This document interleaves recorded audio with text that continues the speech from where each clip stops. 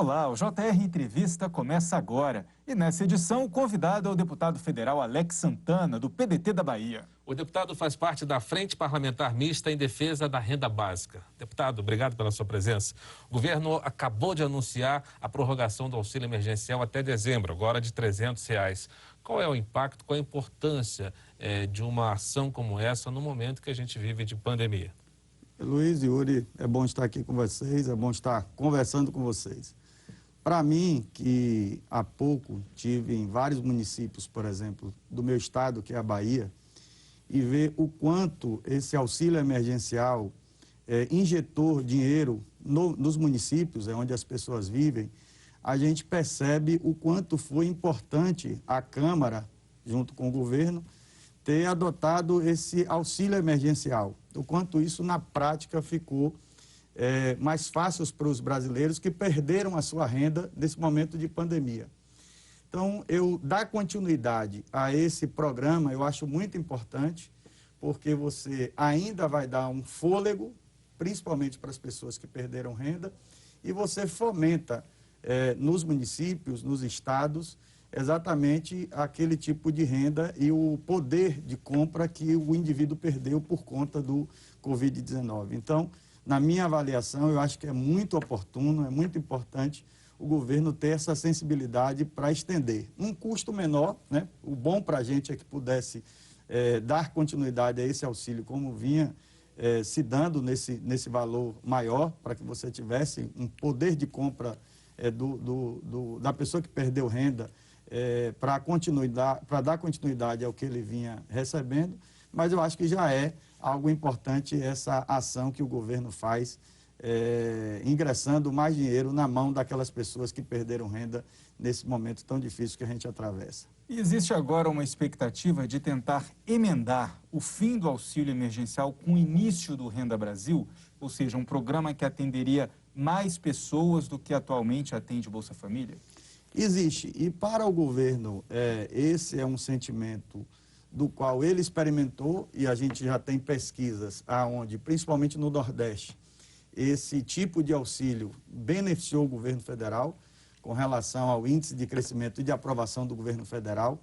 Eu acho que o governo em si avalia que essa também politicamente é uma ação que trouxe resultado político na ponta. Mas pensando um pouco no sentimento político de lado, eu acho que ter essa estrutura do governo à disposição de quem mais precisa, de quem mais tem necessidade, que são as pessoas que não tiveram a oportunidade de estar trabalhando ou que não tiveram a oportunidade de ter uma capacitação para que ele mesmo possa produzir com o seu fruto do seu trabalho algum tipo de renda, eu acho que isso é muito importante para que a gente venha minimizar cada vez mais o sofrimento do povo brasileiro, aquele que mais precisa. Tem a questão também da proximidade com o fim do ano e no momento também que a economia apresenta uma retração. Esse valor, mesmo que menor, conforme o senhor citou anteriormente, que agora é R$ 300, não será mais 600. Ajuda bastante famílias, principalmente aquelas famílias mais carentes que estão necessitadas de prover renda num momento como esse? Olha, Luiz, eu sou um deputado que acompanho muito de perto os meus eleitores. Por quê? Porque eu sou segmentado.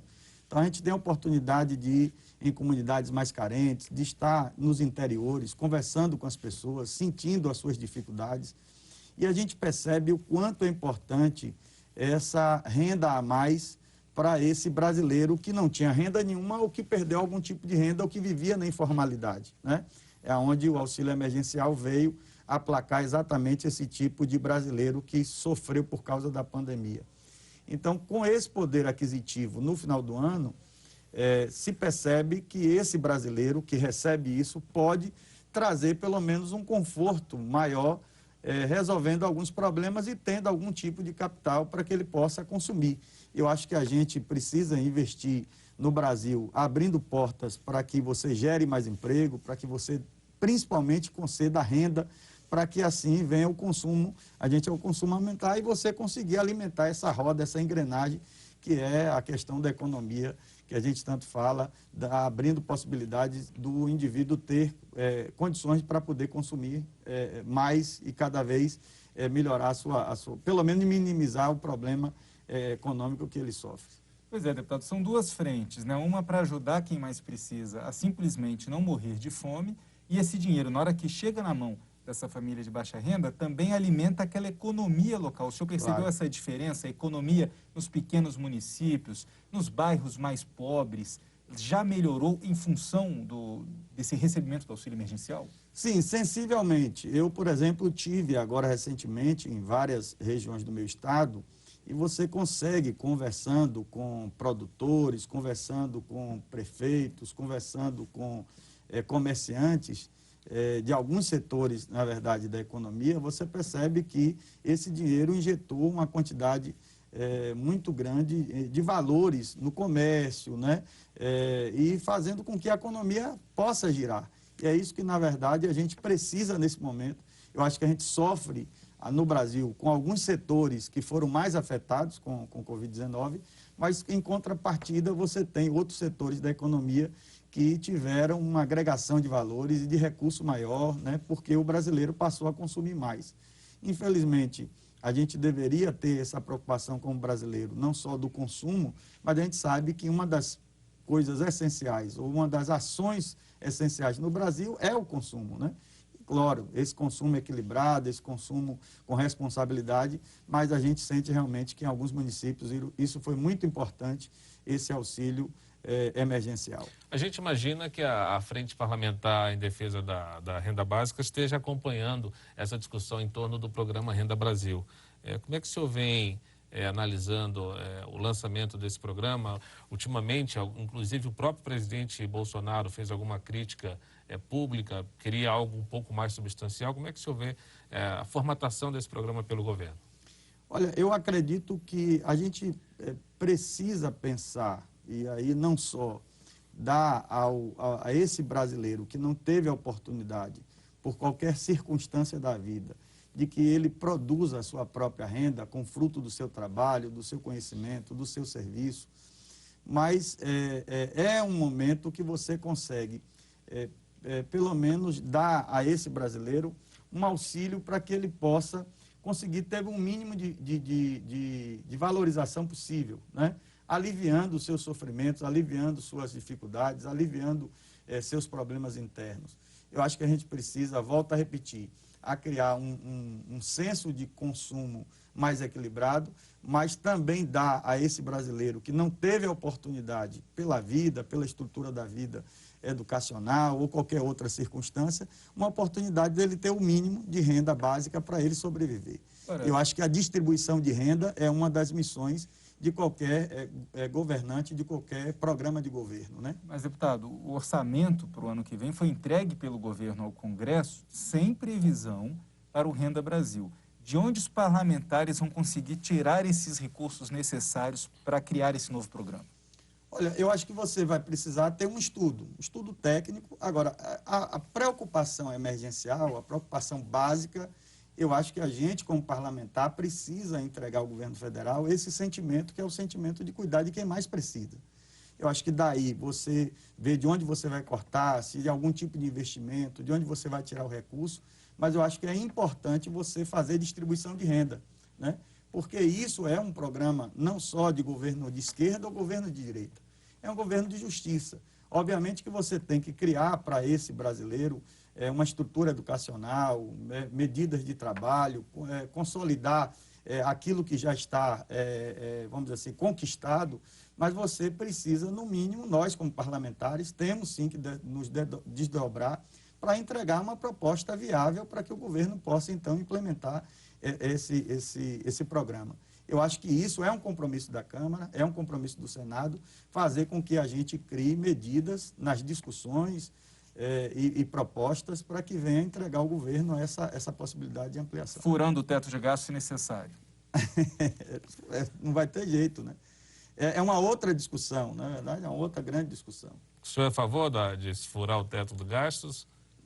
Não pela irresponsabilidade, mas eu acho que a gente precisa encontrar um caminho, até porque a gente vive Um momento de exceção, um momento de exceção. Então poderia abrir uma exceção uma nesse exceção momento. por causa do que você vem sofrendo por todo o processo do Covid-19. Deputado, por falar em viabilizar programas, o governo está aí entregando a reforma administrativa ao parlamento.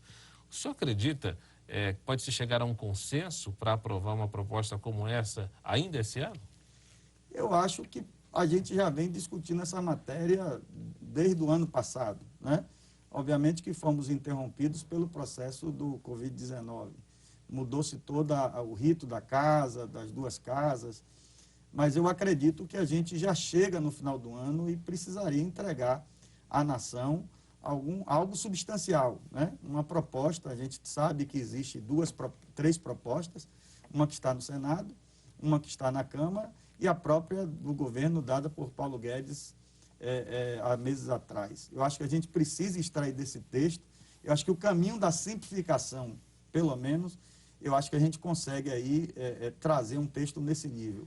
O aprofundamento disso, eu não vejo tempo para essa discussão e trazer um texto mais completo. O fato de ter três versões do texto de um único tema já não pode indicar aí uma certa confusão para se aprovar, para se chegar a um consenso, ou é possível? Eu acho que essa confusão já está formada, né? Já existe. Já existe. Ela já está aí, já está se jogando o jogo, né? Você tem no Senado, por exemplo, a proposta já em andamento com alguma coisa já avançada. Você tem na Câmara, lá do Baleia Rossi, uma proposta também já bem paramentada, bem estruturada. O Paulo Guedes entregou uma parte da proposta, falta entregar outra. Então, eu acho que os dois presidentes, junto com o governo, teria que sentar, enxugar e extrair daí uma melhor proposta para você entregar à nação brasileira. Agora, eu acredito que a definição da simplificação, talvez, nesse momento, fosse o melhor caminho para que a gente pudesse entregar uma proposta mais enxuta. E você pode assistir ao JR Entrevista na Record News às 10h30 da noite, no portal R7, no Play Plus, no Jornal da Record, no JR 24 horas, à 00h30 e também nas nossas redes sociais. Deputado, Luiz acabou perguntando da reforma administrativa, mas a gente acabou explicando a reforma tributária, né, que chegou primeiro ao Congresso e já temos as duas PECs aí em andamento na casa, mais essa proposta do governo. E a reforma administrativa, que o governo iria enviar antes da tributária, mas por uma questão política, decidiu enviar só agora. O senhor acha que é possível fazer uma reforma administrativa? E o que viria dessa reforma administrativa? Olha, como sentimento da casa, eu estou no meu primeiro mandato. A minha experiência na convivência da casa, ela tem se construído ao longo de pouco tempo. Eu, sinceramente, vou dar a minha opinião muito particular. Hoje você tem um processo de estarmos trabalhando de forma online. Quer dizer, você já não perdeu aquela essência das discussões, dos debates, você ouviu os setores da sociedade que ali na casa tramitam, ou deveriam estar tramitando, para que você pudesse fazer audiências públicas. Comissões paradas. Comissões paradas. Eu acho muito improvável que a gente, nesse processo que a gente esteja vivendo, avançar com uma proposta com mais qualificação para que você tenha resultados. Eu, particularmente, acredito que isso não se desenrole ainda esse ano, mesmo entendendo que seja necessário. É um sentimento particular. Deputado, o que a pandemia trouxe de aprendizado na Câmara dos Deputados? O que vocês perceberam num momento como esse que pode se melhorar em relação à aceleração no trâmite de projetos, discussões, aprovação de projetos importantes? O que essa pandemia trouxe de lição até agora? Eu acho que a maior lição aprendida, pelo menos do que eu observo, é o uso da tecnologia, né? Você hoje tem e pode fazer esse acompanhamento mais célere, sem tanta burocracia, ainda que eu acho que no desenho das leis, no desenho das construções dos debates, você precisa de tempo. Volto a repetir, você precisa ouvir alguns setores da sociedade que estão ali representados pelos parlamentares e por aqueles que defendem o seu interesse, mas eu acho que a tecnologia vem nos dar essa oportunidade, porque hoje você faz uma sessão online, você acompanha isso mais rápido, você tem resposta mais célere diante das demandas que são apresentadas. Agora, particularmente, eu procuro não me perder ou não me distanciar da Câmara, porque porque eu acho que o lugar do deputado que foi eleito é para estar ali, na construção, no corpo a corpo, no dia a dia, ouvindo os técnicos, debatendo, né, participando de forma ativa. Então, eu acho que o Covid-19 para a Câmara tirou um pouco do nosso protagonismo, mais de perto, mais vamos dizer assim, mais o contato corpo a corpo com as pessoas que fazem aquela Câmara funcionar. E hoje, infelizmente, eu deixo até uma crítica, mas não uma crítica, vamos dizer assim, frontal, mas eu acho que hoje a Câmara passou a estar nas suas decisões apenas por um grupo de parlamentares, né? A gente sabe que tem um colégio de líderes, tem a mesa diretora, tem o presidente, mas a gente se sente um pouco, pelo menos esse é o meu sentimento, um pouco distante das discussões e dos processos, que é muito prejudicial. A votação online fortaleceu as lideranças, mas prejudicou, então, esse debate entre 100%. todos os parlamentares. 100%. Né? Eu tenho esse sentimento, procuro estar perto, procuro estar acompanhando isso de perto, mas tenho esse sentimento, assim, crítico. Agora, ainda sobre a pandemia, o que o senhor acha que o país fez de errado quando a gente pensa em saúde pública? Porque na questão econômica, nós conseguimos preservar pelo menos a vida daqueles mais desfavorecidos com auxílio emergencial. Eles não morreram de fome, mas já passamos de 120 mil mortos pela pandemia. Poderia ser um número menor? Eu acredito, sendo muito sincero, eu acho que quando a gente fala de vidas e o número de vidas perdido nessa conjuntura é muito ruim para nós, os brasileiros, para nós, os parlamentares, para o governo federal, para os governos estaduais e municipais. Eu acho que houve um esforço de todos. É bem verdade que esse inimigo, nunca antes combatido, né, principalmente por nós brasileiros, que temos um país continental, com suas diversidades de cultura, com seus problemas locais, né? A gente já vinha tendo há muitos anos um problema na saúde, todo mundo sabe que sempre foi um gargalo para qualquer governante, seja municipal, estadual ou federal. A saúde é um grande problema. Então, eu acho que o Covid ele veio agravar. Por outro lado, eu acho que a ação dada ao governo federal, ele cumpriu, que foi colocar nos municípios, né, através dos seus programas, recursos para que os prefeitos e os governadores combatessem a pandemia. E isso foi chancelado pelo STF. Então, coube ao Ministério da Saúde fazer esse acompanhamento. É óbvio que a gente tem a sensação que o governo federal poderia estar no controle ou fazendo algum tipo de direcionamento através do Ministério da Saúde, mas no percalço da caminhada, nós tivemos 2 ministros da Saúde que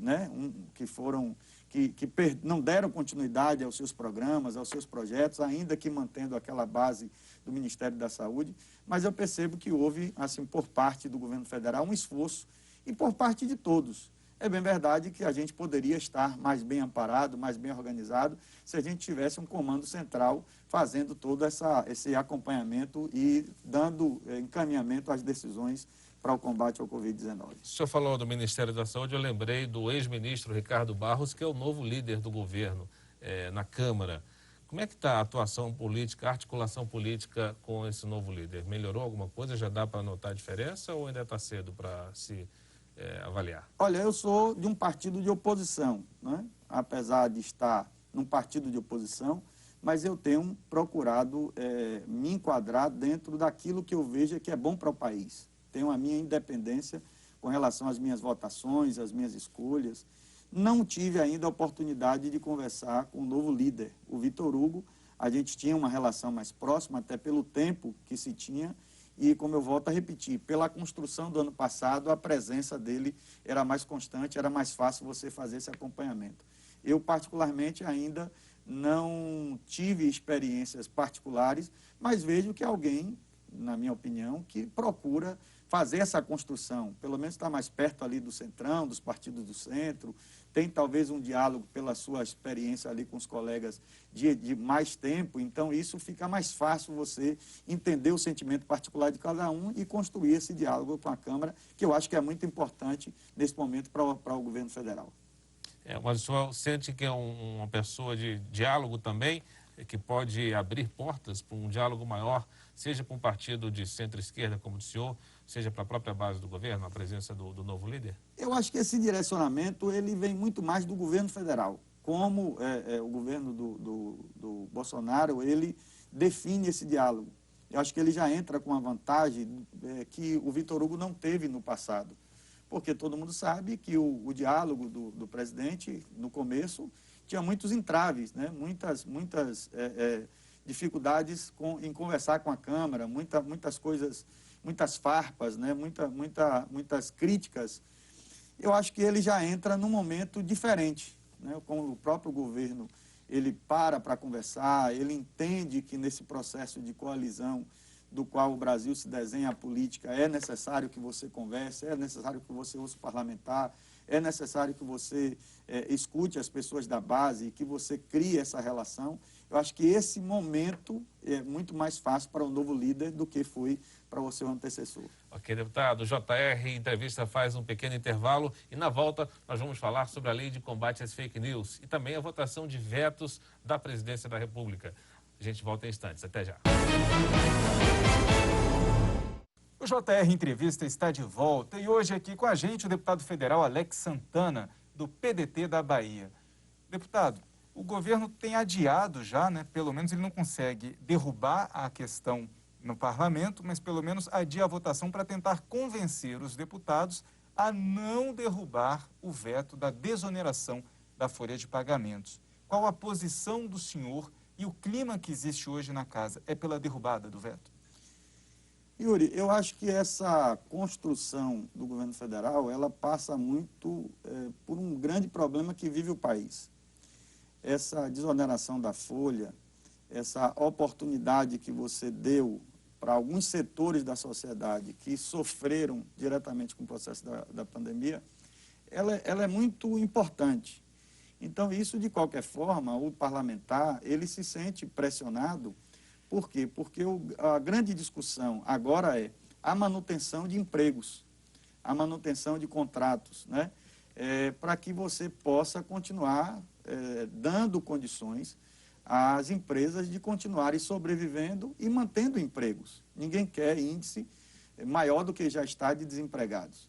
Ninguém quer ver empresas sendo quebradas mais do que já foram e fechadas. Então, de qualquer forma, os parlamentares, nós nos sentimos pressionados para não sermos um ponto, vamos dizer assim, de transtorno para uma economia que já está combalida por causa do processo do Covid. Então, eu acho que isso pesa muito na decisão. Eu acredito que essa discussão, ela está sendo formada e criada dentro da casa, ainda hoje, né?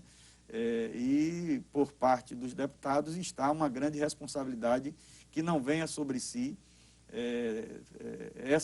essa fatura tão alta com relação a você não manter essa derrubada de vetos e, por fim, você abrir aí uma grande possibilidade de problemas maiores que nós já enfrentamos. Eu acho que estender um pouco mais esse processo é muito importante, é salutar para a economia do Brasil. Deputado, e nessa discussão sobre possibilidade de aumento para o funcionalismo público no ano que vem, tem a questão do veto também. Alguns falam do inchaço na máquina pública, outros falam que o servidor ganha demais, que é uma questão polêmica também, que tem muitos que ganham pouco. Como é que o senhor se posicionou em relação ao veto que permitiria um aumento para o servidor público em 2021? Eu acho importante cada um de nós darmos a nossa parcela de contribuição, né? Nós, como parlamentares, às vezes, somos muito cobrados com relação a algum tipo de vantagem que temos, né, com relação à vida pública, o que nós temos relacionado a salário ou algum tipo de vantagem pessoal. Eu acho que nós precisamos estar despidos desse sentimento, nós parlamentares, ou todo mundo que está dependendo da máquina pública, e o servidor público também. Porque se você for para a iniciativa privada, teve gente que perdeu seu emprego, teve gente que perdeu 30% da sua renda, né? Cada um deu a sua parcela de contribuição para que nós pudéssemos conjuntamente vencer esse momento difícil. Então, eu acho que os servidores precisavam ter essa consciência de que a gente precisa, nesse momento, dar algum tipo de parcela de contribuição para que a gente possa, então, assim, vencer esse processo. E aí, o ano seguinte, 2021, né, 22, ali na frente, a gente recupere alguma coisa dessas questões que foram perdidas esse ano. O Senado aprovou um projeto de lei de combate às fake news. O texto foi considerado muito polêmico porque teria ali um risco à liberdade de expressão e agora está tramitando na Câmara, que já discute fazer algumas alterações nesse texto. O senhor considera o projeto importante para combater essa disseminação de notícias falsas, que é um grande problema hoje, principalmente no meio da pandemia? Olha, eu concordo sim, preservando o direito da liberdade de expressão, que é um direito constitucional, é um direito historicamente concedido a nós. Ninguém quer viver num momento de liberdade de expressão, de ideias, principalmente no mundo da internet, no mundo das redes sociais, onde você pode expressar seus sentimentos, gerar conteúdos. Isso eu acho que foi muito importante. Isso é uma conquista universal. Mas eu acho que a gente precisa criar responsabilidade, sabe? O cidadão, ele precisa dizer o que pensa, o que acha, mas ele precisa ser consciente de que tudo aquilo que ele produz, ele precisa ser responsabilizado. E no mundo da terra de ninguém, onde você fala o que quer, diz o que quer, dissemina qualquer tipo de mentira contra qualquer pessoa, não pode se passar impune. Você não pode se achar no direito de detratar, desmerecer, desvalorizar, desmoralizar a vida de qualquer pessoa sem ser responsabilizado por isso. Agora, é uma discussão que passa pelos dois pilares: o direito à liberdade de expressão, né, que é um direito fundamental, é um direito que eu acho que a gente precisa preservar, mas também responsabilizar qualquer pessoa por produzir conteúdo mentiroso. Deputado, o senhor acredita que é possível aumentar também a responsabilidade das plataformas e das mídias sociais? Com certeza. Eu acho que você precisa dar responsabilidade a quem produz qualquer tipo de notícia ou de informação. Eu, por exemplo, sempre defendi a ideia de você ter um selo de certificação da notícia, né? Quando você recebe isso no WhatsApp, uma informação, uma notícia, a primeira coisa que faz é checar quem é a fonte, quem foi que lhe mandou, quem produziu aquela notícia, né? Então, eu acho que você criando um selo de certificação para quem está dando a notícia ou informando a respeito de alguma coisa, gera responsabilidade para que você não possa dar margem para mentiras e para fake news. Agora, já está previsto no projeto, né, que está agora em tramitação na Câmara, essa responsabilização. O senhor acredita que seria importante trazer também o que já existe hoje, por exemplo, para a mídia de TV e de rádio, o conceito que existe hoje para proteger a liberdade de expressão das pessoas e evitar que mentiras sejam propagadas, poderia ser repetido nessas redes, nessas plataformas? Com certeza. Eu acho que a gente tem que responsabilizar tanto de quem gera, quanto quem dá a possibilidade de você fazer a transmissão da notícia. Então, eu acho que essas plataformas precisam sim ser responsabilizadas, né?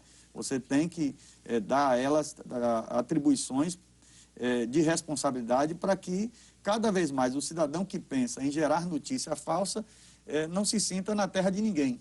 Saiba que tem ali um compromisso por parte de quem gera e por parte de quem faz a produção dessa informação. A gente vai para mais um rápido intervalo e no próximo bloco, o respeito às crenças e aos símbolos religiosos. A gente volta já. Estamos de volta com o JR Entrevista. Nessa edição, a gente conversa com o deputado federal Alex Santana, do PDT da Bahia. Deputado, o senhor é responsável também pelo projeto que cria o Serviço Social de Aprendizagem da Tecnologia da Informação e Comunicação. O que é esse projeto? Explica para a gente. Bom, isso é o CETIC, né? Que traz para a discussão uma necessidade mais apropriada para que você gere um sistema que capacite e dê condições a quem trabalha nessa área a possibilidade de investimento mais para as empresas de tecnologia, informação e comunicação, com cursos mais apropriados, assistência mais acompanhando todo esse processo dessa cadeia produtiva que é muito importante para o Brasil. E eu acredito que a gente consiga entregar com mais propriedade, com mais proximidade do setor, serviços e cursos de preparação para profissionais que venham desenvolver melhor dentro dessa área. Eu, na verdade, sou relator do processo e a gente fez uma relatoria voltada a dar essa possibilidade para um novo sistema S. E seria, então, um novo sistema dentro dos que já existem, um a mais no sistema S. Exatamente. Mas o governo não é contra o sistema S? O governo não chegou querendo acabar com o sistema S? Como é que está essa discussão hoje no parlamento? No ano passado, no começo do governo federal, até o próprio Paulo Guedes se manifestou contra os sistemas AS, né? O sistema S. Depois foi entender isso mais de perto, acompanhar isso mais de perto e entendeu que esses sistemas são muito importantes para a vida do país, para o profissional, né, de serviço, para o profissional da indústria, para o profissional de comunicação. O próprio Ministério de Ciência, Tecnologia, Inovação e Comunicação, que pertencia à comunicação, nos deu esse amparo para a criação do novo sistema. Eles defendiam que essa era uma necessidade desse segmento para criar um novo sistema. Então, de qualquer forma, o governo entendeu, a posterior, estudando mais de perto, vendo as necessidades mais de perto, a possibilidade da criação do novo sistema. Uma de suas bandeiras também, deputado, seria aí o respeito às crenças e símbolos religiosos. O que o senhor propõe? O senhor não acredita que esteja faltando um pouquinho mais de tolerância na sociedade? Sim, com certeza. O lipêndio, ou limpidiar algum símbolo religioso já é previsto na Constituição, já é previsto em lei.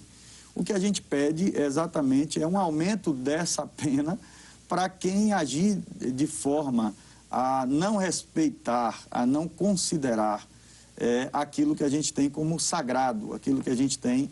E isso é muito abrangente porque não estamos aqui segmentando aos evangélicos, aos católicos, aos espíritas.